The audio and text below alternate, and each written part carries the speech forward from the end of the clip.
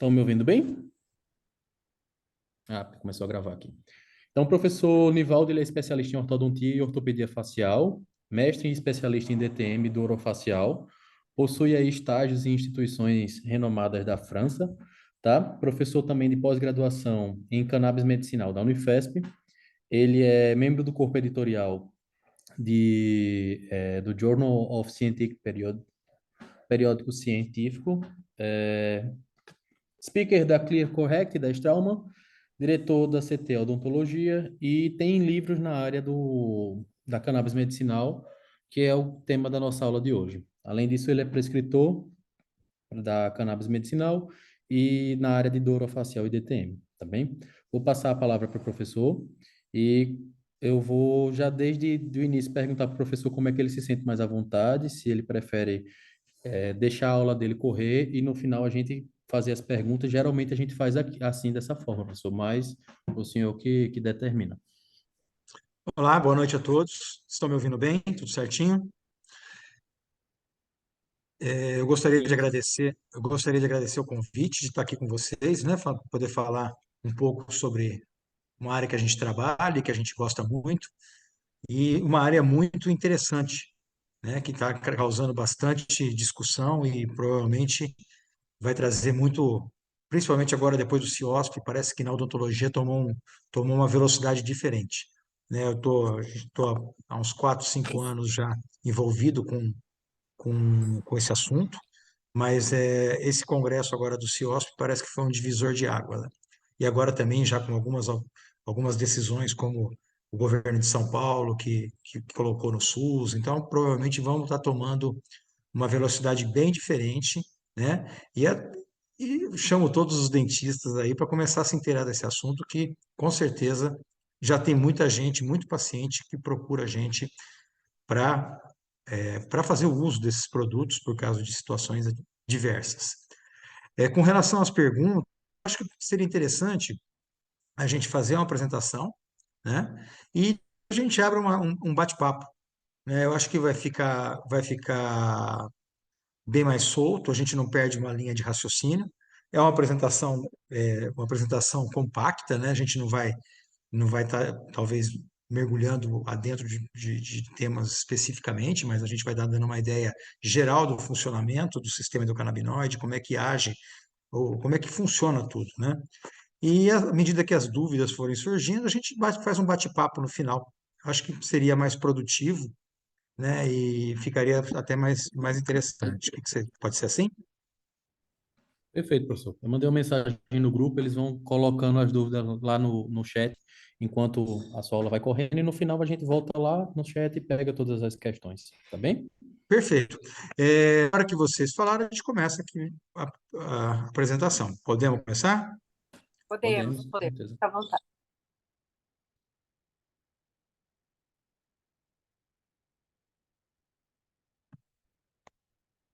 Peraí, opa. A régua tá discreta? Vocês estão vendo bem o slide? Tá tudo certinho? Está Sim, ótimo.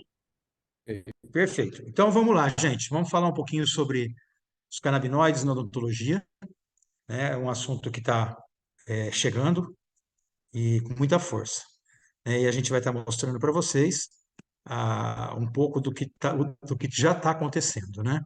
Então, como foi falado, eu sou dentista, cirurgião dentista, sou mestre especialista em DTM e dor orofacial e especialista em ortodontia, além do que já foi falado aí pelo colega, né, pelo nosso querido professor. E vamos então falar sobre um pouco da história da cannabis medicinal, né?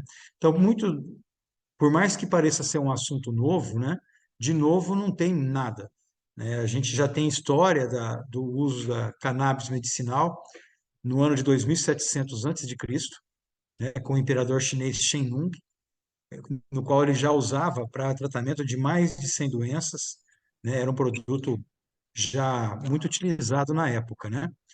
Já também em 1000 antes de Cristo, né, os hindus, né, também já considerava uma das 5 plantas sagradas, que é a Artha Veda, né, a Tarva Veda, né, que eles eram o termo que eles davam para a planta, né, e também era usada na Índia há 1000 anos antes de Cristo. Já 450 antes de Cristo, a semente de cannabis também era usada em cerimônias funerárias no Mediterrâneo. Na China, também em 207 a.C., ele era um analgésico usado pelo médico Watteau, né, que ele misturava cannabis com vinho para pacientes antes da cirurgia. Devia ser muito interessante esse preparo, né? E já avançando um pouco mais para 1000 depois de Cristo, Avicena, né, publica uma escrita dizendo que a cannabis é tratamento eficaz para gota, edema, feridas infecciosas e dores de cabeça. E em 1500, aqui já no descobrimento do Brasil, os escravos de Angola usavam para fins medicinais e rituais espirituais também. Já um pouco mais para frente, esse William O'Shaughnessy, um médico irlandês, introduziu na medicina ocidental a cannabis, o cânhamo, né? E em 1937, essa prática ela foi praticamente encerrada nos Estados Unidos com uma taxação tributária que foi feita, que é o Marijuana Tax Act. Ele praticamente tirou o produto de circulação e acabou tomando aí, ficando atrás das cortinas aí sem uso. Em 1964, esse pesquisador, Rafael Mechoulam, ele é um grande personagem, né? Um grande pesquisador nesse universo da cannabis, né? Ele descobriu, em 1964, o delta-9 tetraidrocannabinol, que é o THC, né? Isso estudando a droga, né? O próprio Mechoulam, em 1988, ele descobriu que existia, numa pesquisa onde ele via, ele estava buscando os efeitos psicoativos, recreativos do THC, ele acabou descobrindo um receptor, que é o que foi chamado de receptor canabinoide 1, número 1, né, que é muito abundante, principalmente no sistema nervoso central. Então, esse receptor, ele faz a ligação, né, com que a gente vai estar falando do sistema endocannabinoide, com os endocannabinoides que nós mesmos produzimos, né, e fazendo com que a gente tenha uma modulação do nosso sistema homeostático. Em 2011, Israel aprovou o uso médico e a pesquisa com derivados canabinoides. Então, falado isso, né, a gente vê que existe uma linha de tempo muito em relação à planta, né, desde fins medicinais, como também fins recreativos. No caso nosso aqui, nós vamos estar estudando, falando sobre a parte medicinal. Então, falando um pouco da composição química do produto, né, o produto ele apresenta uma aí de 1.495 compostos ativos.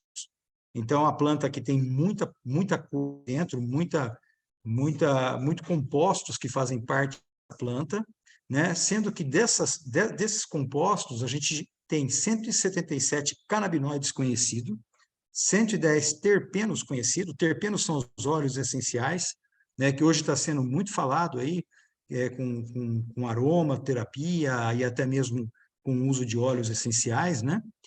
Temos 121 terpenoides, 19 flavonoides, 49 flavonoides glicosados, 46 polifenóis, 91 esteroides e 882 produtos que ainda não foram estudados, que são sabidos dentro da planta cannabis.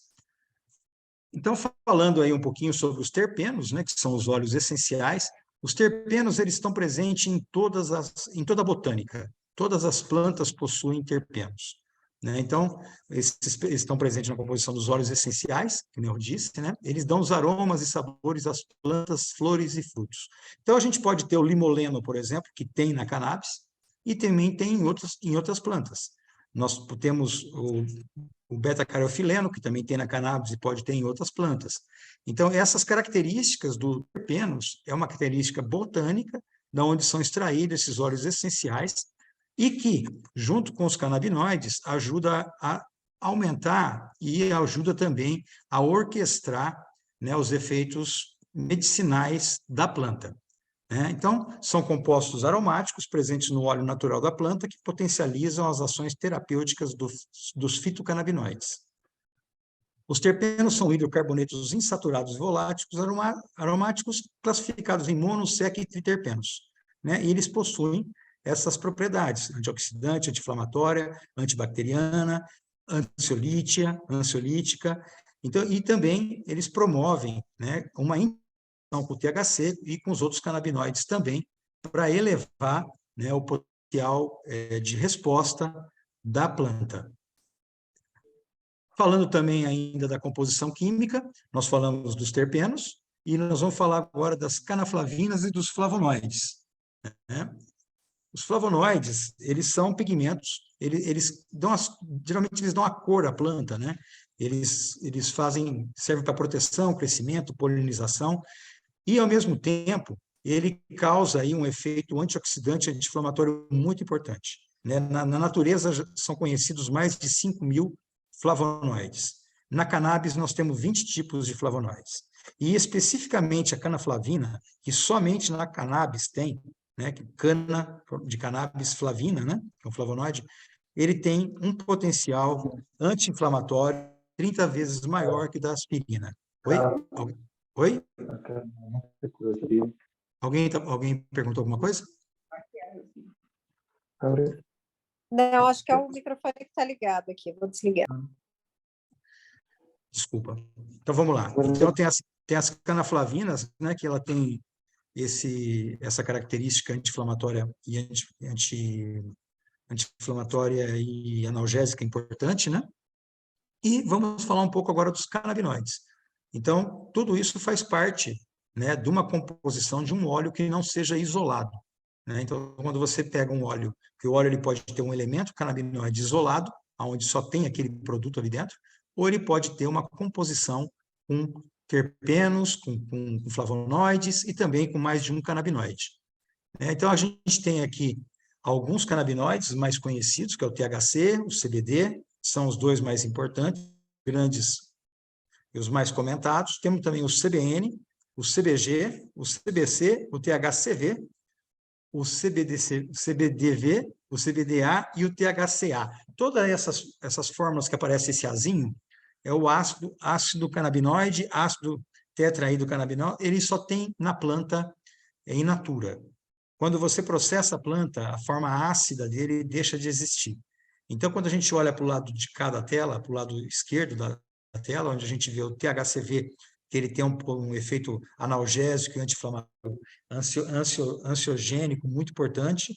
Você tem o CBD, que tem um também anticonvulsivante, anti-inflamatório, analgésico, ansiolítico. O CBN, que ele tem uma característica muito interessante, que é um indutor de sono. Ele é uma forma degradada do THC, uma forma de envelhecimento do THC, e leva a uma questão de indutor de sono. Nós temos o CBG, principalmente o pessoal do implante, né, que mexe com a cirurgia. O CBG, ele é um canabinoide que tem uma característica osteogênica e neuroprotetora e neurogênica muito importante. Então, ele ajuda muito na recuperação tecidual, né? E temos os outros canabinoides aí. O THCV está entrando muito na moda agora, principalmente porque ele é raro, né? E ele tem uma característica muito interessante para controle de glicemia, de diabetes, e ao mesmo tempo ele é considerado o canabinoide do esporte, porque ele, de uma certa forma, ele aumenta a performance aeróbica, ele aumenta a queima de gordura e acaba, inclusive, levando a talvez a emagrecimento, né? Já existem alguns estudos que linkam o THCV com essas características. Então, falando dessas plantas, nós falamos dos terpenos, falamos dos flavonoides e falamos dos canabinoides, né? Quando a gente tem dentro desse vidrinho óleo aí, toda essa... Oi? Quando a gente tem dentro do produto a planta toda, que a gente chama, né? A gente vai ter um efeito que é conhecido como efeito entourage, ou efeito comitiva, né? Porque quando você pega, o que seria isso? Então, os terpenos, os canaflavinas, atuam em conjunto com os fitocannabinoides, potencializando os benefícios medicinais. Então, quando você tem todos esses produtos juntos no óleo, que são os óleos full spectrum, que é o óleo completo com THC, e o broad spectrum, que é o óleo completo sem o THC. Existe o óleo que vem da planta toda, o broad ele não tem o THC e o full tem o THC. Né? Então, quando você tem essa característica de full spectrum, de broad spectrum, você vai ter geralmente esse efeito entourage, que é onde você tem uma potencialização pelos terpenos e canaflavinas da ação que você quer.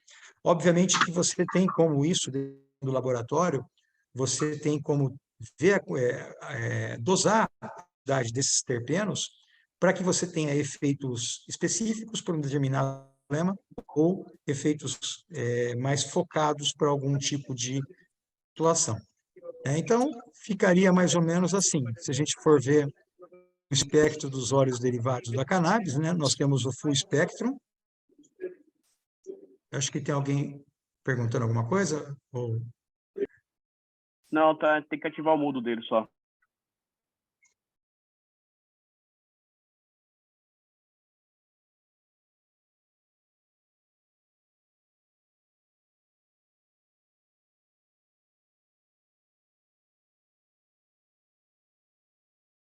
Pronto, voltou minha voz, né? Nós temos o full spectrum, que é onde a gente vai ter o CBD, o THC, os outros canabinoides e também os terpenos, né? Ué.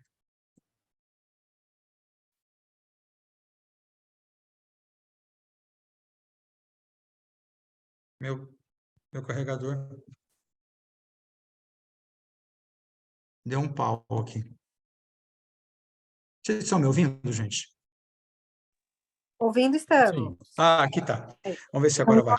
Nós temos o CBD isolado, né? E nós temos o broad spectrum. O CBD isolado foi a primeira apresentação que aconteceu, né? Lá atrás, nos Estados Unidos, quando começou essa prática, ou também, né, lá no Israel, no Canadá, Suíça, que são os países mais adiantados nessa terapêutica, né? Eles vinham como o canabinoide, o CBD, né? O canabidiol, né? Que é o nome o nome desse canabinoide, o canabidiol. Ele vinha isolado, somente esse produto. E ainda é vendido dessa forma, né? E aí a gente tem o full spectrum, que a gente tem o óleo todo com o THC, nós temos o CBD isolado e nós temos o broad spectrum, que é onde a gente não quer o efeito do THC. Às vezes, por um paciente que tenha uma condição onde o THC pode estimular uma condição psicoativa, né, que é o único produto psicoativo que tem na planta cannabis é o THC. Todos os outros canabinoides e todos os outros produtos que tem na planta cannabis não são psicoativos, o único é o THC.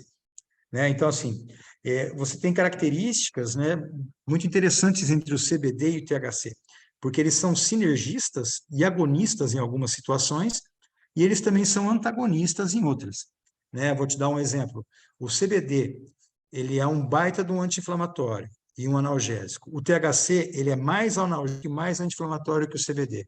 Quando você usa um produto que tem as duas titulações, os dois canabinoides, você tem uma potencialização do efeito dos dois. No caso, por exemplo, da fome, por exemplo, eles são antagonistas.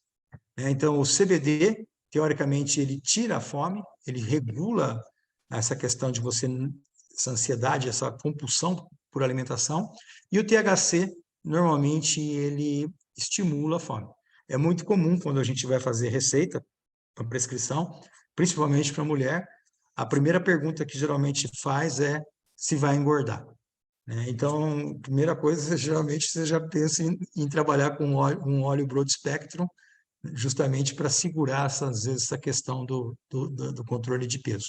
E o CBD isolado, você praticamente tem a droga como ela começou a trabalhar lá atrás. as indicações, né, desse universo todo, né? A gente vai estar falando daqui da... A gente vai estar falando... A gente está falando aqui essas indicações que estão aqui no quadro, elas são as indicações que estão são as indicações que estão no site da Anvisa, de 1920, essas informações, que são as doenças, as patologias, né, que são permitidas a importação, né, e o trabalho dentro do país, né? Licença, Reinaldo, por favor, muta o teu áudio, por gentileza. E, fa e falando aqui agora um pouco sobre os fitocannabinoides, especificamente na odontologia, né? A Anvisa liberou, né, para a gente a nossa importação. Hoje nós temos uma questão assim regulatória que está um pouquinho complicada, porque quando foi feito a RDC que liberou a prescrição aqui no Brasil dos fitocannabinoides, né, para a prescrição no Brasil, a gente precisa estar... Se o produto tiver THC, a gente precisa trabalhar com receita azul ou amarela, dependendo da quantidade de THC que tem no produto, né? Mas na importação a gente trabalha com receita branca, tá? Não há necessidade. E nós estamos com esse entrave, porque nós, cirurgiões dentistas, ficamos de fora dessa RDC, provavelmente por um erro de redação.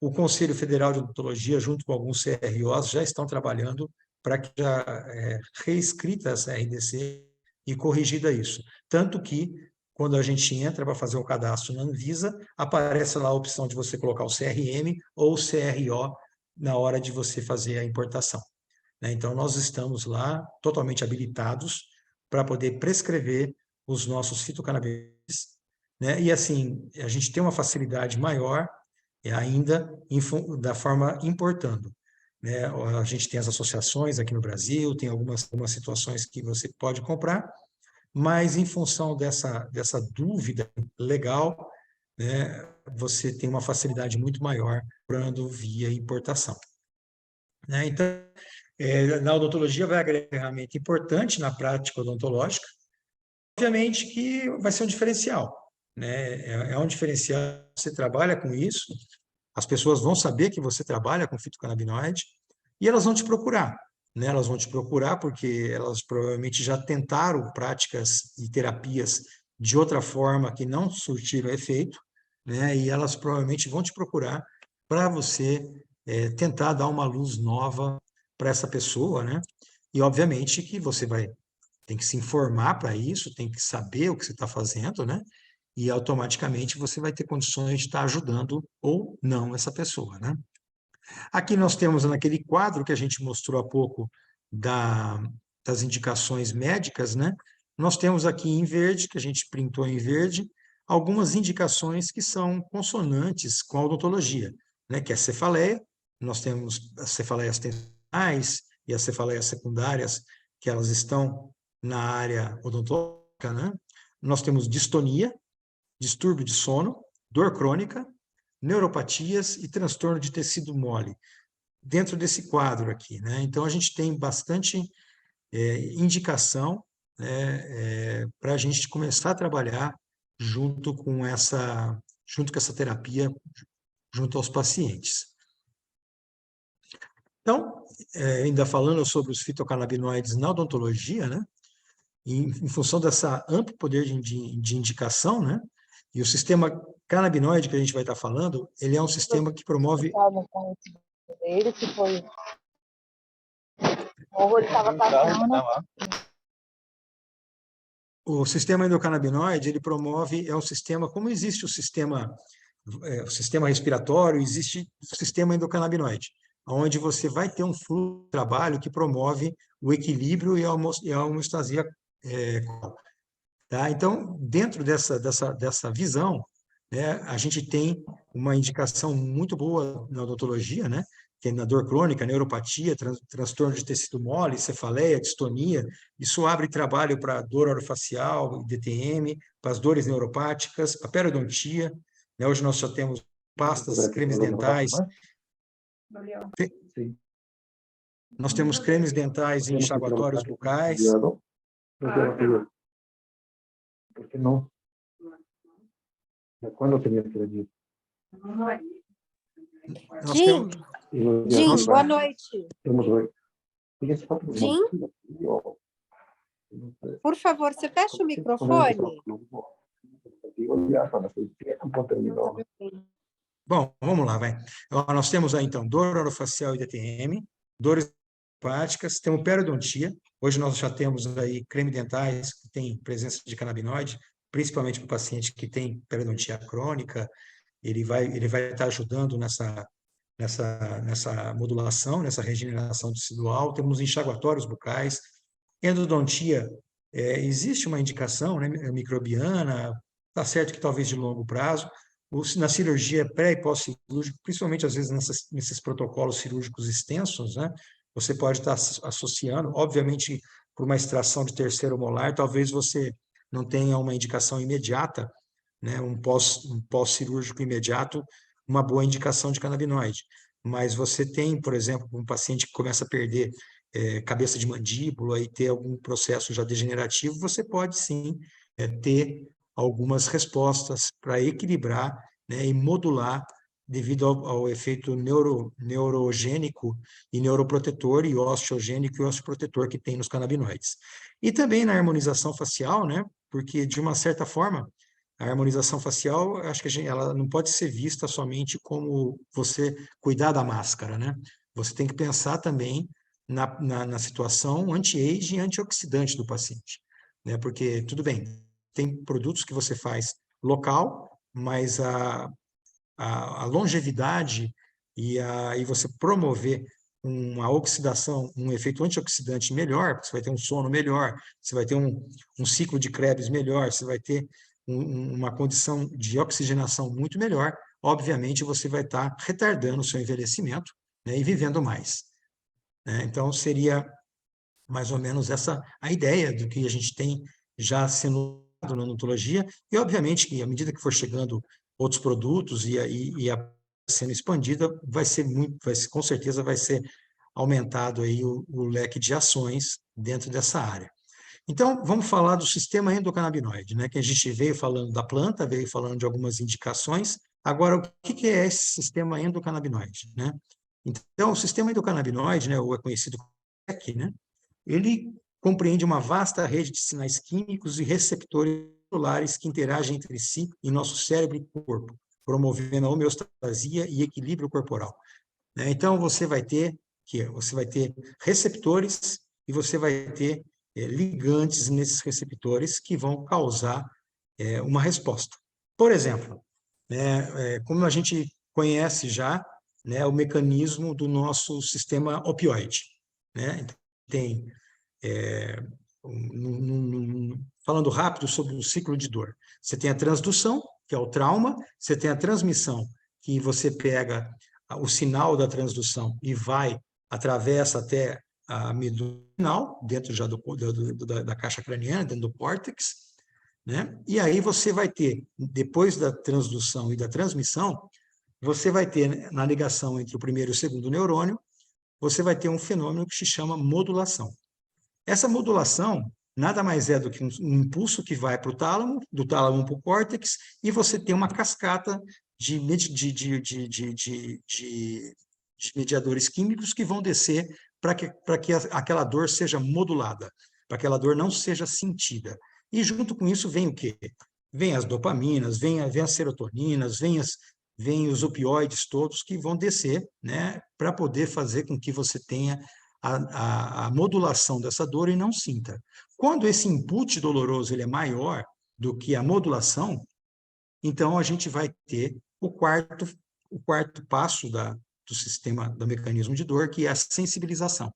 Aí a gente vai sentir a dor, né? Então, se a gente fazendo uma analogia do sistema opioide para o sistema canabinoide, seria mais ou menos seguindo esse raciocínio. Você vai ter dentro da fenda sináptica provavelmente tudo isso acontecendo ali, para que esses mediadores que fazem o leve e trás dos sinais do nosso corpo, que regulam o nosso corpo, que regulam o nosso sono, que regulam o nosso humor, que regula tudo isso, né, que você consiga fazer com que isso module e você tenha, obviamente, uma homeostasia. E você tendo uma homeostasia, você não teria doença, seria o ambiente perfeito, né? Então, o sistema endocannabinoide é um sistema neuromodulatório generalizado, né? Então, ele desempenha os papéis no sistema nervoso central, na plasticidade sináptica, acabei de falar sobre isso, e a resposta a insultos endógenos e estressores ambientais. Então, de uma certa forma, ele vai ser ele vai estar regulando o teu corpo para que você funcione de uma forma mais equilibrada. Ele é um sistema neuromotório, tá? Ele age, ele funciona por modulação, tá? Então, o sistema endocannabinoide, ele mantém um equilíbrio entre o sistema nervoso, o sistema imunológico e o seu sistema endócrino, tá? Ele vai equilibrar esses 3 grandes sistemas que tem no corpo, né? Ele está presente em seres humanos, em mamíferos e alguns invertebrados também possuem o sistema endocannabinoide, tá? Então, ele vai promover essa tríade de equilíbrio nesses 3 grandes sistemas, fazendo com que você tenha uma vida muito melhor, né? Ele apresenta, como eu acabei de falar, né, uma semelhança muito grande com o sistema opioide, né? E no sistema opioide, o nosso corpo produz as endorfinas, né? Que existe a fórmula tanto fitoterápica das endorfinas, que são os opioides tipo morfina e ópio, e isso também tem as sintéticas, que são as codeínas e tudo mais. E mesma coisa você vai ter com os endocannabinoides. O nosso corpo produz os nossos próprios endocannabinoides. E esses endocannabinoides, a gente vai estar falando mais na frente, eles têm uma semelhança muito grande com os fitocannabinoides que tem na planta. Então, a gente consegue, com os fitocannabinoides, suplementar os nossos endocannabinoides, menos no caso das endorfinas. Quando eu falei lá atrás que você não pula e você sente dor, é porque as suas endorfinas, as suas minas endógenas não estão sendo suficientes. Então, você precisa, às vezes, entrar com opioide para aumentar o poder de ação. É mais ou menos essa a linha de raciocínio, né? Então, falando desse sistema canabinoide, né? Como é que funciona isso, né? Então, como é que liga tudo isso? Nós temos os receptores canabinoides, né? Os receptores canabinoides é onde a gente vai ter a interação dos canabinoides com a ligação com o nosso corpo, né? Então, os receptores canabinoides foram descobertos, né? Primeiro descobriu o CB1, né? Que é o receptor canabinoide tipo 1, e também depois foi descoberto o receptor canabinoide tipo 2, CB2. Então, a gente chama de CB1 e CB2, né? O CB1, ele está mais presente no nosso sistema nervoso central, né?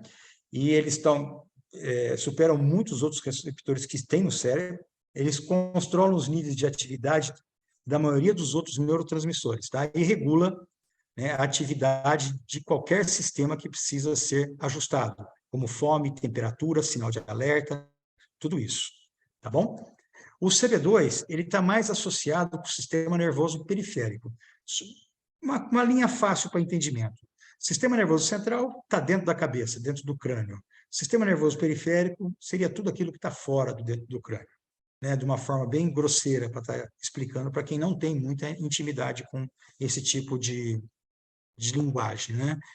Então, o CB2 está ligado com o sistema nervoso periférico e ele tem uma simulação muito grande com o nosso sistema imunológico, tá? Então, o CB1, como ele está ligado mais na parte funcional, o CB2 ele está muito ligado na parte de controle imunológico, modulação de inflamação e controle de dor, tá? E aí nós temos aqui, então, o CB1, principalmente dentro do cérebro, sistema nervoso central e alguns órgãos, e o CB2 nos órgãos periféricos e especialmente nas células associadas ao sistema imunológico.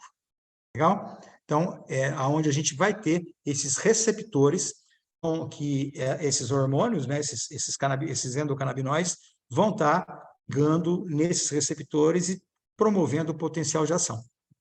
Então, endocannabinoide também regula temperatura, memória, função cardiovascular, balanço energético e metabólico e também a digestão. Tá legal? Aqui nós temos um trabalho, né, que é uma revisão sistemática, né, onde foi visto que esse autor, Vincenzo Di Marzo, é um autor importante no mundo canabinoide, tá? Bem conhecido. Então, ele fala aqui nesse trabalho que o sistema endocannabinoide desempenha papel fundamental na manutenção da homeostase, incluindo a regulação do metabolismo e respostas ao estresse. O estresse crônico, o paciente que tem um estresse crônico, ele pode reduzir a sinalização do sistema endocannabinoide. O que isso quer dizer? Uma pessoa que tem um estresse crônico, ele vai perder o potencial modulatório do sistema endocannabinoide. Ele vai deixar com que a gente não tenha uma boa ligação entre os nossos endocannabinoides que são produzidos e a função esperada. Então, essas interrupções de sinalização foram associadas a transtornos psiquiátricos relacionados ao estresse e condições de saúde física, incluindo ansiedade, depressão, diabetes, transtorno traumático e obesidade. Então, isso tudo, né, a gente está vendo que nessa é onde você entra com o fitocannabinoide da planta, do óleo, para fazer a suplementação daquilo que o teu corpo não está conseguindo sustentar, tá? Então, ainda falando desse trabalho, né, intervenções comportamentais farmacológicas e não farmacológicas que visam o sistema endocannabinoide pode ser abordagens terapêuticas promissoras para a prevenção e tratamento de doenças relacionadas ao estresse. Tá? E, inclusive exercícios, né? Os exercícios que está aí o exemplo, o exercício físico, né? A alimentação, você pode estar estimulando o sistema endocannabinoide, você pode não, você estimula o sistema endocannabinoide após 35 minutos de exercício físico. Então, você, quando faz uma atividade física, você também está contribuindo para que seu sistema endocannabinoide esteja sendo bem trabalhado. Aqui é uma outra revisão sistemática, onde foi falado, em uma meta-análise, né, onde foi falado justamente sobre o exercício, né, que o sistema endocannabinoide desempenha um papel fundamental na manutenção da homeostase, incluindo regulação do metabolismo e respostas ao estresse. Então, quais são os componentes desse sistema endocannabinoide, né? Nós temos os canabinoides endógenos, né? Então, a gente falou das plantas, da constituição da planta, nós falamos mais ou menos da regulação, da onde funciona, onde tem as fechaduras ali para entrar, e agora nós vamos falar um pouco dos canabinoides endógenos, que é aquilo que o nosso corpo produz, né? E no qual os fitocannabinoides se assemelham muito aos nossos endocannabinoides, né? Eles são derivados do ácido araquidônico, né? E os dois principais, né? Eu não vou entrar em mecanismo, porque é um conteúdo muito grande, mas os dois principais endocannabinoides é a anandamida e o 2-AG, né? Como tem a dopamina, a serotonina, as endorfinas, etc. e tal. Então, nós temos esses dois ligantes aí, esses dois mediadores químicos que são produzidos pelo corpo. A anandamida, ela foi descoberta em 92, pelo Mechoulam também. Ela é produzida pelo cérebro humano e ela tem efeitos analgésicos, ansiolíticos e antidepressivos. E tem uma ação muito semelhante ao THC, né? Então, o THC que está presente na planta, ele tem efeito no corpo, quando suplementado, que se assemelha muito ao nosso endocannabinoide produzido pelo nosso corpo, chamado anandamida. E nós temos o 2-AG, que o Mechoulam também veio. Ele está também presente em níveis altos no sistema nervoso central. Ele tem efeitos neuromodulatórios dos cannabinoides, também foi encontrado em leite tanto materno quanto humano, tá? Então, nós vamos ter os dois receptores CB1 e CB2, e nós temos esses dois ligantes endógenos, que é a anandamida e o 2-AG, que vai fazer com que tenha essa ligação para promover toda essa orquestração e essa modulação e essa neuromodulação para que a gente tenha esse equilíbrio homeostático no nosso corpo. Então, falando um pouco da neurofisiologia, rapidamente, do sistema endocannabinoide, né, nós temos, então, os principais endocannabinoides, anandamida e 2-AG, os principais fitocannabinoides, THC e o CBD, e os dois receptores endocannabinoides, o CB1 e o CB2. Então, a gente tem praticamente nos dois quadros de cima, os endos e os fitocannabinoides, me fugiu o termo, eles são análogos, eles têm uma resposta muito parecida quando você suplementa, tá?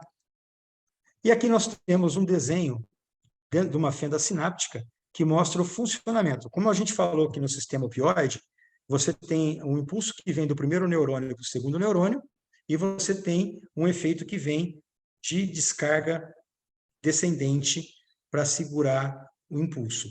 No sistema canabinoide, é o contrário.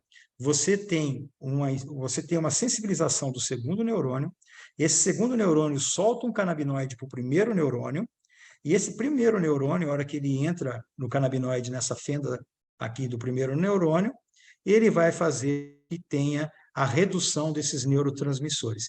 Então, ele tem um efeito de demanda, ele tem um efeito um efeito retrógrado, é diferente do sistema opioide. Os nossos canabinoides, eles só são gerados por demanda. Então, seria mais ou menos essa a tríade dele. Ele é liberado sob demanda, existe uma necessidade de ser liberado, ele tem uma ação retrógrada, o segundo neurônio joga um estímulo, joga o canabinoide para o primeiro neurônio, e o primeiro neurônio bloqueia a liberação dos transmissores no primeiro neurônio. Tá? E isso faz com que ele tenha essa função neuromoduladora. Isso faz com que essa função neuromoduladora vá criar um efeito de regra de apetite, digestão, função do sistema cardiovascular, metabolismo, ação muscular, dor crônica, aprendizagem, memória, resposta ao estresse, crescimento ósseo e remoção, humor, sistema reprodutor, função hepática e por aí vai. Sono, pele. Então, você tem toda uma orquestração de funcionamento, de fisiologia humana acontecendo em função dessa ligação com o sistema canabinoide. Como eu disse ali atrás, os hábitos e dietas alimentares também estimulam a liberação e a regulação do sistema endocannabinoide. Na odontologia, então a gente vê o controle de ansiedade pré-operatório, analgesia, resposta anti-inflamatória, reparação tecidual, osteoindução, controle de biofilme, periodontite, distúrbio de sono, dor orofacial, que talvez seja a melhor indicação, síndrome de ardência bucal, dores neuropáticas, regeneração óssea, bruxismo de vigília e secundário, dores crônicas, cefaleias tensionais e na ROF também. Então, a gente tem uma indicação muito ampla na odontologia, né? Obviamente que cada um, na sua especialidade, vai, com o seu conhecimento básico da área, vai conseguir dar uma explicação e uma indicação melhor do produto. Aqui a gente também tem um trabalho falando do efeito miorrelaxante, né, do canabidiol. Temos também testes. Esse é um trabalho interessante, que eles mostram a dependência do CBD em relação ao opioide, né? E aí você vê, né, que alguns produtos que causam dependência, tabaco, cocaína, heroína, álcool e a cannabis, muito baixo o risco de dependência. E aqui faltou nesse quadro os benzodiazepínicos, né, os alprazolam e Rivotril da vida, que tem um risco de dependência por volta de 44%. E custa R$ 7, R$ 8, R$ 10 uma caixinha de um benzodiazepínico. Então, os fitocannabinoides, eles agem nos receptores endocannabinoides, no CB1 e no CB2, o CB1 com relações neuronais e a CB2 geralmente com células do sistema imunológico. Nós temos aí, quando a gente suplementa o nosso paciente com CBD e THC, né, eles são metabolizados por via hepática. E por que isso é importante? Porque a citocromo, o CYP450, que é quem vai metabolizar, né, no fígado o THC, o nosso fitocannabinoide, ele é o citocromo que faz a síntese de quase todos os medicamentos que são ingeridos pelo homem.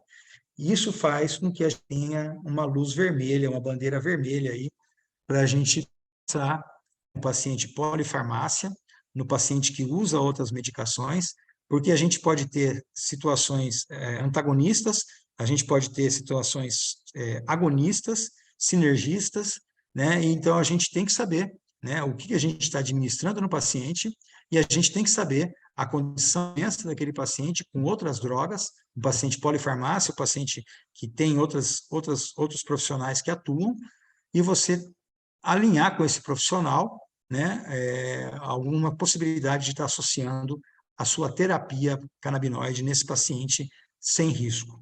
Tá? A gente tem aqui dentro de uma questão de prescrição, falando um pouco, né? A terapia canabinoide, a prescrição, ela você acha a dose, né? Em razão do paciente, não existe uma dose 2 gramas por dia, assim, você vai trabalhando a dose, porque a dose baixa e a dose alta não faz efeito. Você tem que achar a dose ideal desse paciente, né? E aqui a gente voltou naquele quadrinho que a gente já mostrou, falando sobre as indicações da odontologia dentro daquilo que é reconhecido pela Anvisa como patologias para importação de produto. Esse é um trabalho, né, que foi feito um trabalho em humanos, onde foi feita uma análise da associação dos canabinoides junto com pacientes que faziam uso de opioides para tratamento de dor crônica. É um trabalho muito interessante, ele está bem resumido aqui, né? Não tenho ele porque a aula é curta, mas o que pode ver? Né? Assim, falando rapidamente sobre o trabalho. Esse trabalho, eles fizeram um grupo que tinha somente opioide, um grupo somente com canabinoide, e um grupo placebo, e um grupo que tinha canabinoide mais opioide. E eles perceberam que quando você associava o opioide junto com o canabinoide, você melhorava a performance dos dois. Você precisava de menos opioide e menos canabinoide quando você associava as duas drogas, né? E esses pacientes, né, eles observaram que houve um afunilamento de opioide de 5 a 10% da dose num período rápido de 1 a 4 semanas, né? Então, o paciente tirou a morfina, né, no caso, o opioide, ele é um analgésico, e como todo analgésico, ele é dose dependente. A tendência de você aumentar essa dose do tempo com um paciente crônico é grande, ou ele toma um tramal hoje, tramal daqui a 1 ano, 3 daqui a 4 anos, daqui a 5 anos está tomando 10. Né? Ele pode ser levado a uma parada cardiorrespiratória, porque os opioides eles causam essa deficiência cardiorrespiratória, né? Você pode ter uma parada cardíaca, né? E quando você associa os dois, você tem uma melhora dos dois. Então, você tem redução de 30% na intensidade da dor e uma redução de 25% rapidamente na dose de opioide. É um trabalho bem interessante e recente, tá? E aqui nós estamos falando aqui também de um curso que a gente vai estar fazendo tanto em São Paulo, né?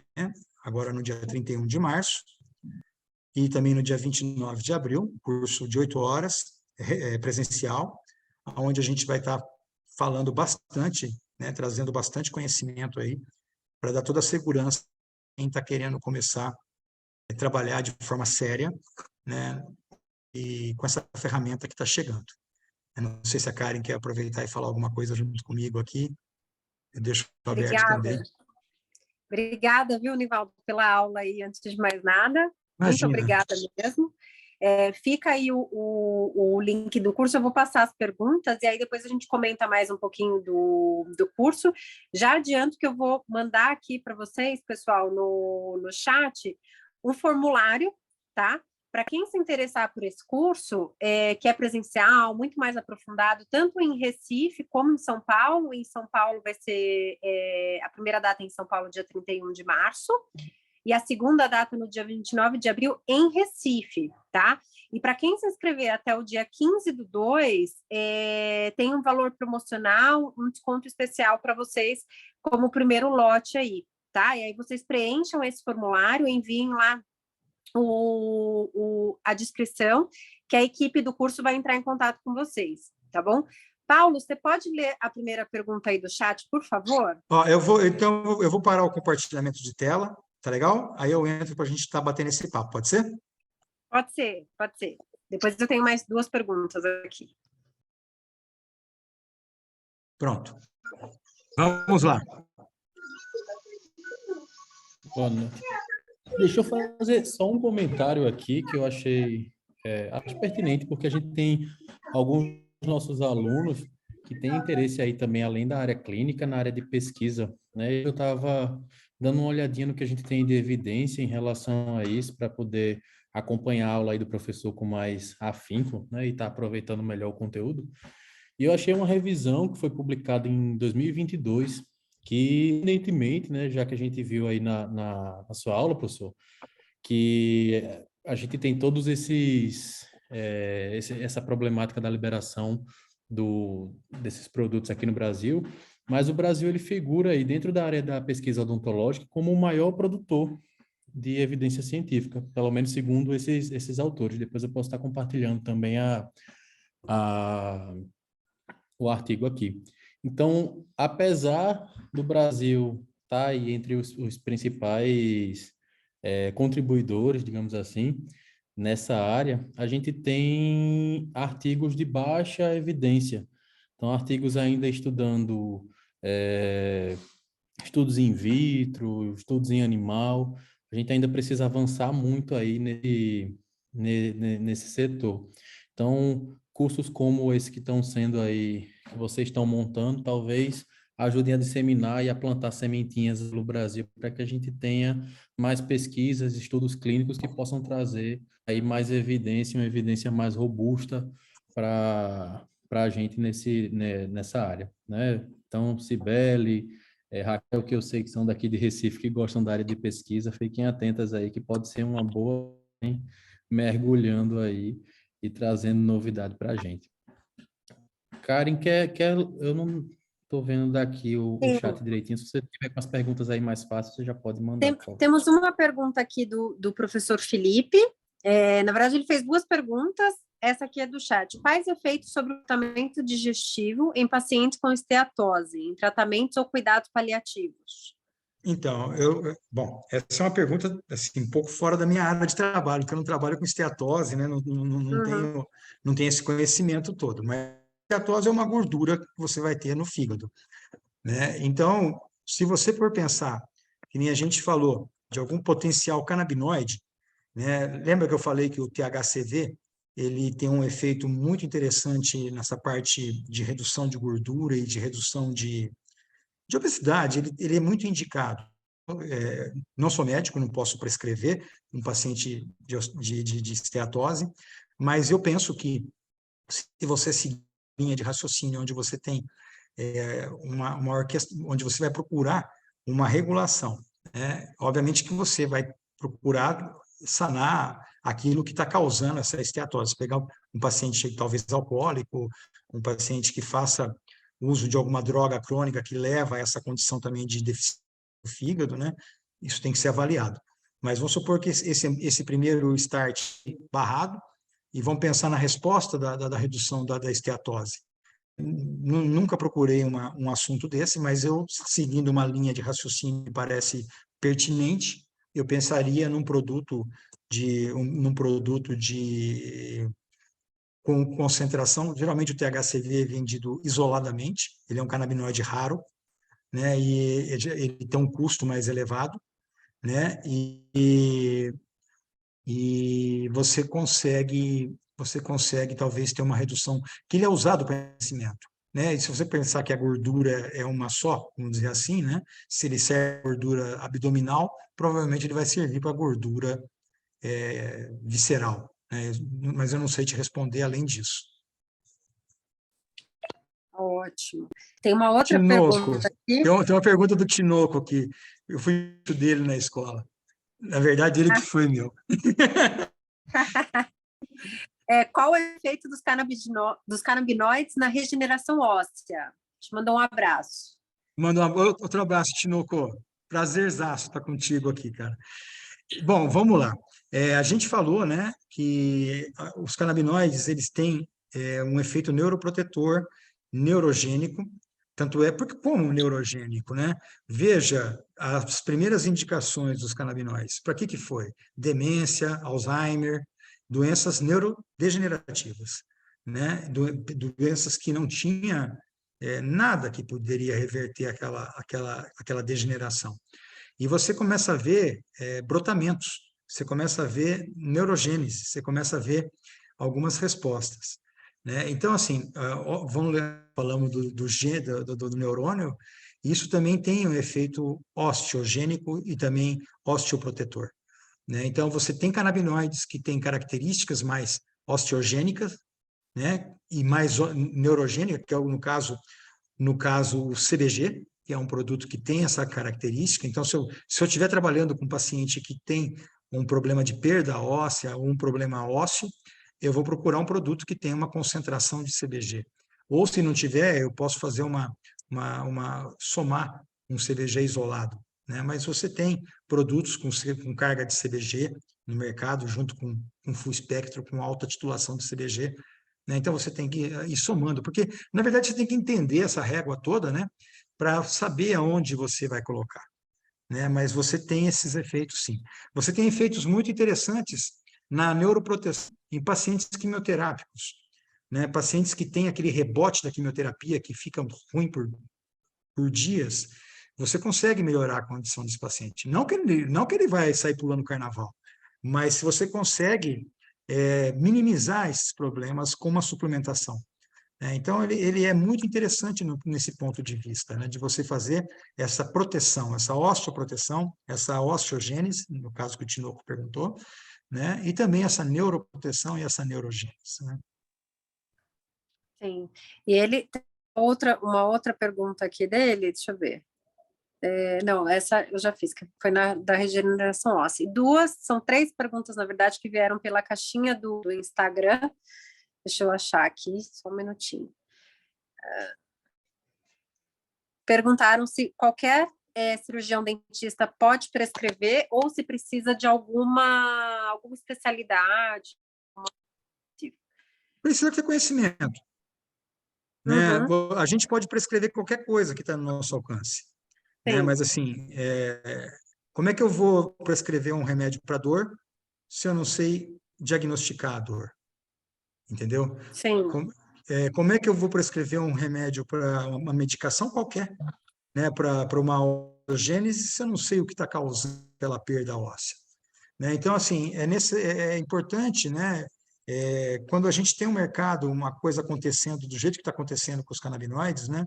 É muito importante a gente estabelecer essa curva do conhecimento para que não vire uma bandalheira. Porque quando vira 3 gotinhas, está tudo certo. Não é assim. A gente vai começar a ter fracasso nas nossas prescrições, a gente vai ter pacientes que compraram e pagaram a medicação com preço que não é barato, né? Mesmo agora, tem uma pergunta aqui do SUS, né?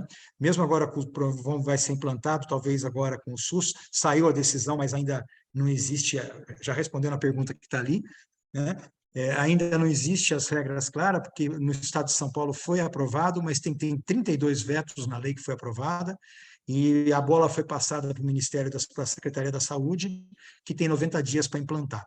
Então, assim, ao mesmo tempo que a notícia saiu, ela ainda não está disponível, né? Então, assim, mas o sinal foi dado a largada, né? O que é muito positivo, né? Então, assim, essas coisas vão ser regulamentadas, né? Então, desculpa se eu saí da pergunta. Qualquer um pode estar prescrevendo, tá? A gente precisa, já interagindo aqui com a resposta, a gente prescrever um produto para o SUS ou um produto de farmácia, né? Ou um produto de associação, a gente precisa de receita azul, se tiver até 0,3% de THC. Se tiver mais do que 0,3% de THC, o que é difícil no Brasil, que eu acho que não sei nem se pode vir, né? Mas se tiver mais do que 0,3% de THC, você vai ter que ter uma receita amarela. Legal? Para importação, não. Para importação, você precisa da receita branca. Mais nada. Tá legal? E essa diferença é o tipo de produto? Não, essa diferença é onde vai comprar. É uma coisa que não dá para entender. Você no Brasil, você tem um produto na farmácia que custa o preço que custa o produto importado, normalmente com 1/3 da dosagem, pelo mesmo valor. No Brasil, você precisa da receita azul e para importar você precisa da receita branca. Assim, tem umas coisas que é mercado novo, as coisas estão sendo ajustadas. Acontece essas coisas estranhas ainda, né? Sim. Mas é um mercado que está abrindo muito, e as empresas estão tomando volume, e a tendência é que isso vai ficar cada vez mais fácil também. Certo. Essa era uma pergunta da Demi, se já era permitido para uso terapêutico no Brasil, então é. E a última pergunta do professor Felipe era se já existem revisões sistemáticas ou estudos clínicos e algum consenso em evidência. Eu mostrei, acho que 3 revisões sistemáticas na minha Sim, apresentação aí, né? Inclusive uma meta-análise, né?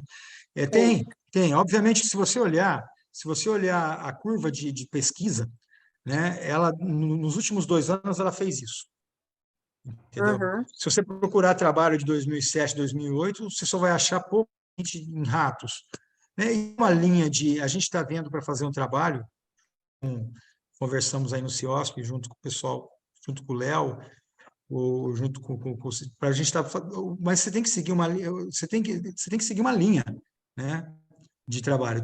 Acho que é modelo em rato, depois você tem que ter uma sequência de trabalho.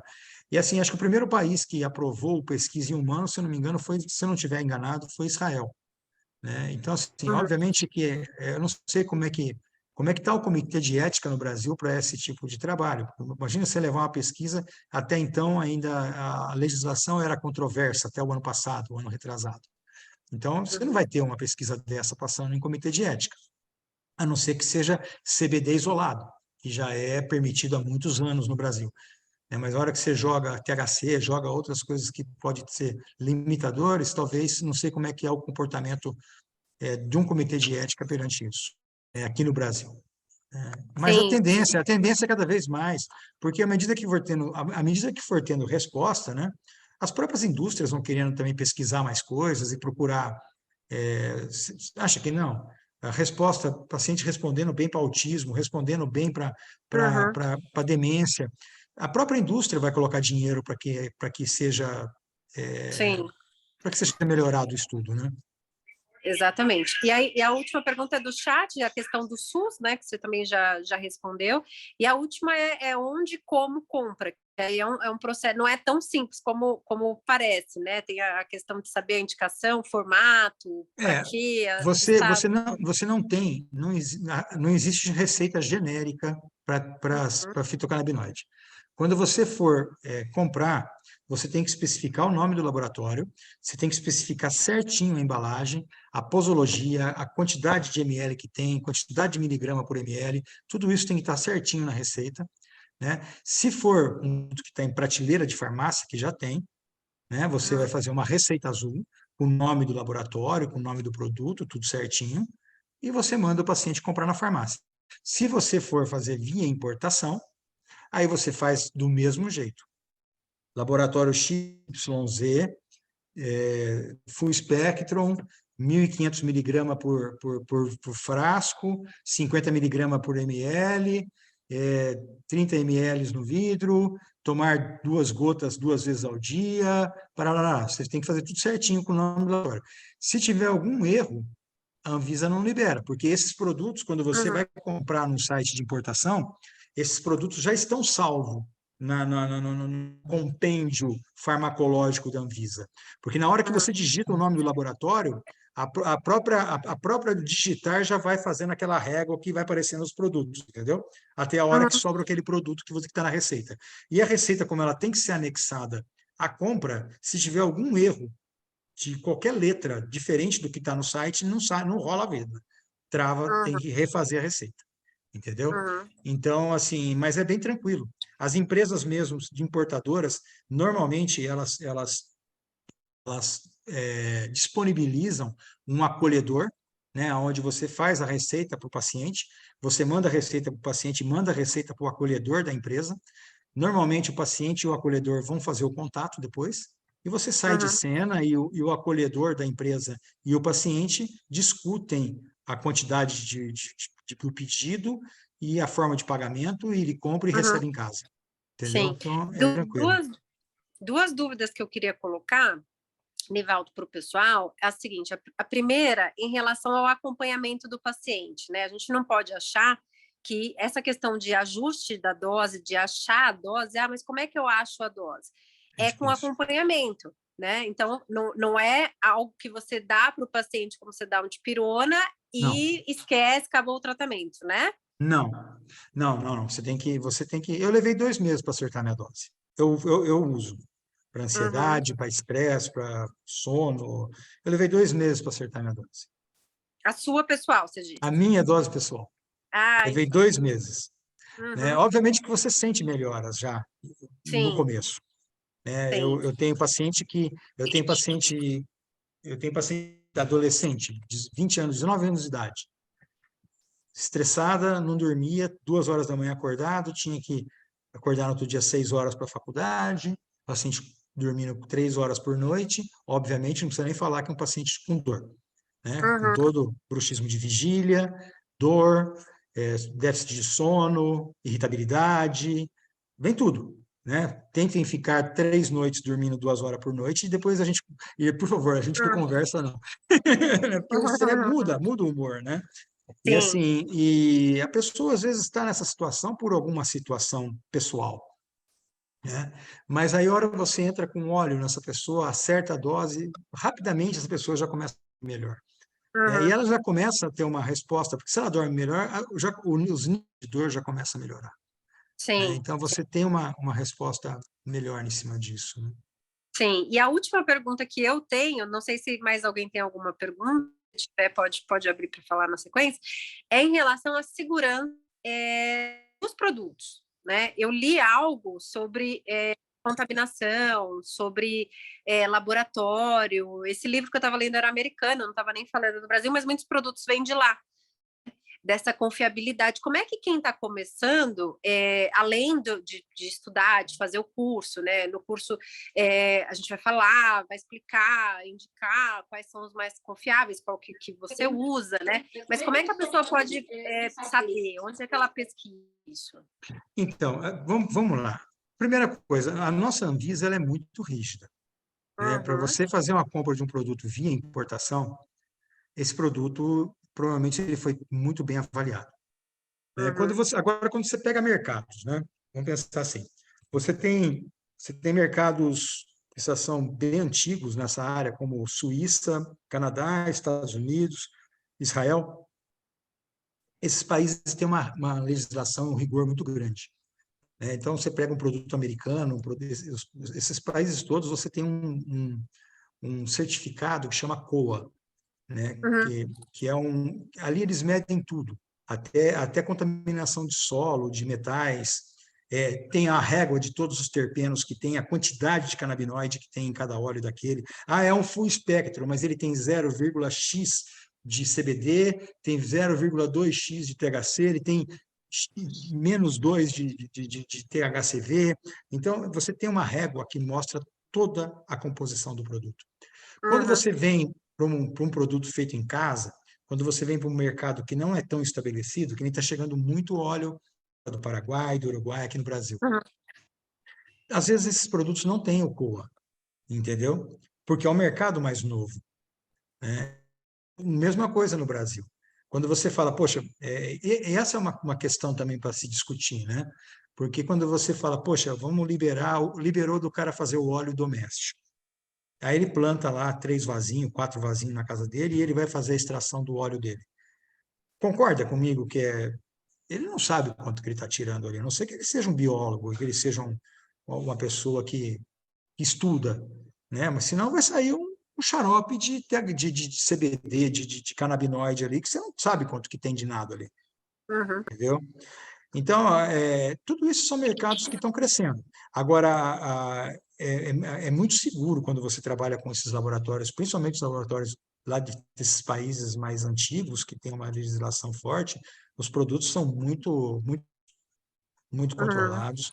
Né? E eu acho que até eu não sei dizer, né, esses produtos que estão chegando muito, que nem eu falei do Uruguai, do Paraguai, eu acredito que alguns deles já têm a cor também, e obviamente que eles foram bem sabatinados na Anvisa para poder ser a permissão de A entrar entrada. aqui, né?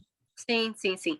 E aí tem mais uma pergunta da Raquel. Raquel, se você, não sei se você pode abrir o microfone, que eu não entendi direito a escrita em relação ao desmame. enquanto ela escreve para mim direitinho, não sei se o Paulo entendeu, eu queria falar um pouquinho sobre, ninguém perguntou, mas eu acho que para quem pretende começar a prescrever, é onde a gente vai bater, sabe, assim, a trave, são os efeitos colaterais, Ah, né?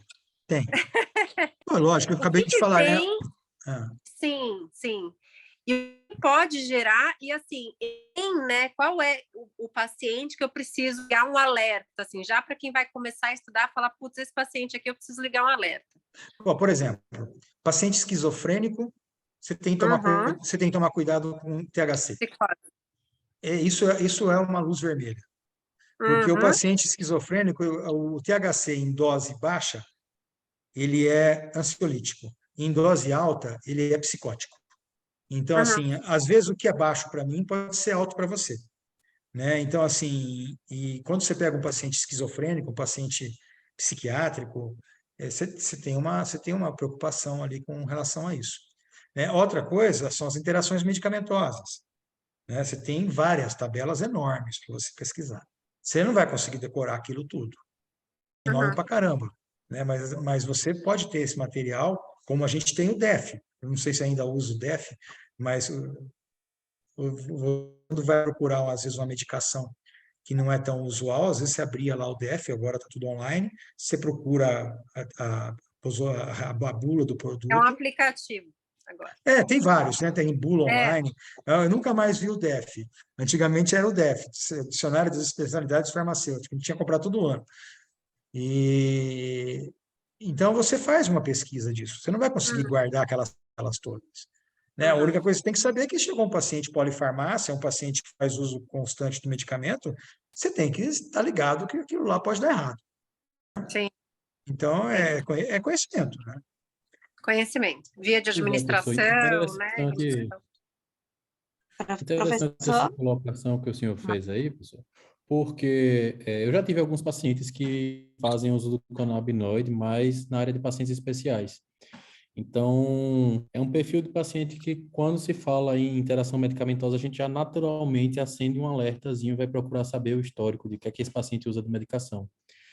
Mas com a popularização do uso que a gente vai estar vendo daqui para frente, então a gente não vai ter mais esses pacientes que naturalmente acendem aquele alerta para o clínico, né? Porque dor crônica não tem cara. A própria crise epilética, o paciente ele não tem uma cara, digamos assim. Então a gente tem que ficar atento e conhecer, porque tem gente que acha que por se tratar de um óleo, de um extrato natural, aquilo ali não pode apresentar um efeito Claro que pode. adverso ou uma interação medicamentosa. Isso é uma ideia bastante errônea, né? Não, você tem toda a razão. A diferença do veneno e do remédio é a dose, né? E você tem esses problemas que pode estar acontecendo, sim. Tem que saber a indicação. Você pode ter também um paciente que não se adapta àquele tipo de medicação. Às vezes serve para um e não serve para outro, entendeu? Sim. Eu acho Professor, que a questão da... Ah, pronto, a Raquel conseguiu abrir o áudio dela. Eu já ia... consegui. Eu queria saber o seguinte, na sua prática clínica, o senhor vê que os pacientes eles começam a usar a droga e depois ocorre um desmame e param de usar, ou eles permanecem usando como um tratamento mais longo ou algo até permanente? Olha, normalmente eles continuam usando, tá? Porque eu acho assim, talvez o primeiro sinal que você percebe é uma sensação de bem-estar, sabe? Então você consegue, o canabinoide, ele traz uma coisa ele te acalma muito, né? Então essa sensação de bem-estar, essa calma que ele te traz, é muito interessante, né? E às vezes o paciente, né, quem trabalha com dor crônica, às vezes fica satisfeito se o paciente tinha uma dor 7 e ele começa a ter uma dor 3, ao invés de ter 20 dias por mês, ele tem 5 dias por mês, né? Então, isso faz parte do controle do paciente, né? Então, o paciente, ele gosta muito, geralmente, porque ele dorme melhor, ele acalma, ele se relaciona melhor, porque melhora essa questão de humor, né? Você consegue ter um bem-estar melhor, né? Entendi, obrigada. A questão de desmame é uma coisa complicada, porque não é um produto que você causa uma dependência, né? Então, vamos pensar assim, você pode a qualquer momento parar, né? Eu, particularmente, eu gosto muito de mini doses, né? Isso é um posicionamento meu, né? Então, eu, quando eu acerto a dose do paciente, eu estabilizo aquele paciente, às vezes eu tento diminuir a dose do paciente. Às vezes eu consigo, às vezes eu não consigo. Por que que eu tento fazer isso? Porque por uma questão também de economia, né? Porque é um produto que ainda tem um preço elevado e o paciente ele não quer parar de usar. Então, e também é interessante às vezes você trocar o laboratório, trocar a medicação, ou dentro do mesmo laboratório trocar o produto para quebrar daquela estabilidade que o produto vai te dar de longo prazo, né? Aquele efeito de acomodação de dose mesmo, né? Então, isso tudo está aparecendo agora, né? Então, assim, a gente tem muita coisa acontecendo, né? Agora, deixa eu ver, assim, só se eu entendi. No caso, ele poderia ficar associado a um opioide ou a substituição, Claro, não é claro, isso? claro, Aí, quando eu falei claro. no desmame, eu pensei nesse sentido, sabe? Porque aí, por exemplo, se ele substituísse o opioide, em algum momento, você fazendo desmame ia sentir falta. Você viu o último trabalho que eu mostrei ali do afunilamento de opioide? Ali foi Sim, sim. justamente isso. A pessoa reduziu em um prazo de 6 meses 25% a quantidade de opioide. Isso é bastante. Uhum, Isso é bastante. sim, É bastante. Né? E é. assim, eu já recebi paciente no meu consultório que tomava tanto opioide que já estava perdendo a conexão com a realidade, né? Então você começa a ficar muito louco, sabe? Porque Imagino. a droga está te drogando, você perde a conectividade, né? E como eu falei, né, no caso do opioide, que são dois analgésicos, né, tanto o opioide quanto o THC e o CBD eles são sinergia, eles são agonistas, né? Então você melhora o resultado dos dois, né? Então você consegue uma quantidade menor de CBD e THC para uma quantidade menor de opioide. Você imagina um paciente com dor de câncer, por exemplo, né? Poxa, Sim. paciente com uma dor de câncer, boa, você não vai entrar com umas gotinhas dessas, você vai entrar com uma pancada, com um tiro de bazuca. E depois você vai tentando afunilar essa quantidade de medicação. Até uma hora, se você conseguir tirar, beleza. Por que não? Entendo. Tá bom. Às vezes você consegue retirar a medicação, né? A medicação analgésica para tipo dor de câncer, assim, eu acho muito difícil. Mas, por exemplo, às vezes você consegue antidepressivos de paciente. Se o paciente é um paciente que toma antidepressivo há pouco tempo, se é um paciente que tem um controle de depressão que já está numa régua boa, às vezes você, obviamente, sendo psiquiatra, você não vai se meter nisso, mas você alinha isso com o psiquiatra dele, né? Sim, sim. E você consegue, às vezes, uma redução boa, porque esses antidepressivos, eles perpetuam o ciclo de dor, né? Porque eles perpetuam o bruxismo de vigília. Se você ler, se você pegar uma anamnese de um paciente com dor miofascial, paciente de dor crônica, e pegar a bula de um estalopram, você vai ver que tudo aquilo que o cara falou está escrito na bula do remédio. É uma coisa impressionante. Você pode recarregar e colar na ficha do paciente, que é impressionante, né? E esses pacientes geralmente fazem uso dessas medicações. É uma loucura, porque são medicações usadas para modulação de dor. Lembra do defeito da via sináptica que a gente falou, da modulação, da falha Sim, da via lembro. descendente de modulação? Né? Que é o mesmo mecanismo da depressão. Né? Uma via tal que desce e você tem um defeito da analgesia. Então, você suplementa. Né? Existem correntes que falam isso, existem correntes que tentam não modular, e aí vai. É uma Entendi. guerra. Tá bom. Obrigada, A professor. gente tem que entender, né, Nivaldo, que o simples fato de reduzir a medicação que o paciente usa já é uma grande vantagem, né? Às Nossa vezes não Senhora. é tirar, né? Sim, Se você sim. reduzir, a gente é considerado um Um sucesso sucesso, terapêutico. claro, claro que Sim. é, claro que é. E a última pergunta que eu queria te fazer, tem um pessoal perguntando do curso, Nivaldo, assim, para fechar, para o dentista, hoje a gente sabe que o que tem mais evidências do uso é para dor, né? As evidências mais robustas, mais fortes, para dores, para dor crônica e tudo que você falou. E, inicialmente, tem muita pesquisa também para dor aguda, né? E para modulação e melhora do justamente nesse bem-estar onde o clínico, né, ele não vai precisar ser necessariamente um especialista, mas ele precisa dominar o mínimo aí, ele vai começar a entrar e interagir. Eu acho que essa é a preocupação do pessoal. Mas o que é legal é que, como está começando, a grande vantagem, né, de quem chega no Rio primeiro bebe água mais fresca, né? Sem dúvida. É aquela, sem dúvida. Então, falando sobre dor aguda, dor neuropática, que vocês, quem trabalha com implante é um fantasma que tem aí na vida do implantodontista, né? Você tem que ver, porque a hora que você fala nesse tipo de dor, você vai ter que pensar em cargas altas de THC, né? Porque o THC é um baita do analgésico. Então, aí você já tem que começar a pensar em titulações que têm carga maior de THC para poder ter esse efeito analgésico de uma forma mais rápida, né? Então, tem isso, claro que tem, né? Então, tem uma régua de concentração. Você tem um ratio que vai de 100 unidades de CBD para 1 de THC, até chega no meio da régua 1:1, e você chega na outra ponta da régua, onde tem 100 de THC para 1 de CBD. Né? Então, e dentro desse ratio aí, você tem um leque de doenças que vão entrando embaixo. Onde você, por exemplo, esclerose múltipla. É interessante você trabalhar com óleo 1:1 para esse tipo de paciente. Né? Então, assim, são características de patologia, com características de óleo, com características de terpeno, com características de concentração de canabinoides, onde você tem que entender onde pode entrar. E aonde pode também dar efeito colateral e dar toda essa zica. Né? Então, assim, você tem que embasar. Né? Você tem que deixar esse conhecimento mais robusto, né? Para você ter um pouco mais de tranquilidade para trabalhar. Mas dá para fazer sim. E você pode associar também, né? Dor aguda, você pode associar uma medicação tradicional e entrar com canabinoide junto.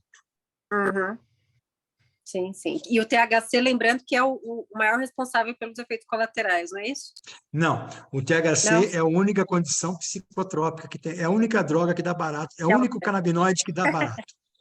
E assim, ele é muito, ele é o demônio ele é o demônio do canabinoide, porque ele é o preconceito do canabinoide, né? Que tem muita gente que associa isso à recreação por causa do efeito do barato do THC, né? E então assim, o THC é muito bom, mas assim você pode também não usar o THC. Né? Você não pode, você pode não usar. Você que nem eu, é muito comum. Eu recebo paciente mulher, a primeira coisa que pergunta é se vai engordar. A hora que eu ouço a pergunta, eu já tiro o THC da minha receita, porque se mulher se engordou os 200 gramas, você está ferrado. Eu engordei 200 gramas, tá morto. Tá ótimo, Nivaldo. Muito obrigada. Eu acho que o Tinoco perguntou se é um credenciamento, né? Eu acho que é um curso de capacitação, porque ele vai te capacitar.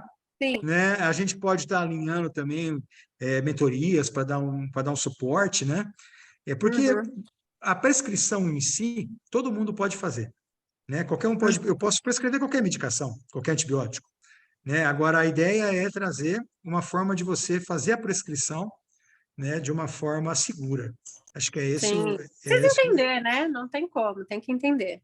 Tem que entender. Acho que o conteúdo ele está muito focado em preparar, né, o aluno, né, o conteúdo que a gente tem ali no curso. A gente vai estar falando de fitocannabinoides, fitoterápico, sistema endocannabinoide, sistema de modulação, prescrição. Acho que tem uns 6 itens, agora me fugiu. Mas, assim, efeito regenerativo em harmonização. Então, você vai ter aí uma segurança bem grande. É bastante conteúdo. É verdade. Essa questão da harmonização também é muito legal, né? Porque é legal, porque você tem muito receptor em pele. Né? E, assim, ainda no Brasil, tem poucos produtos que tem disponível.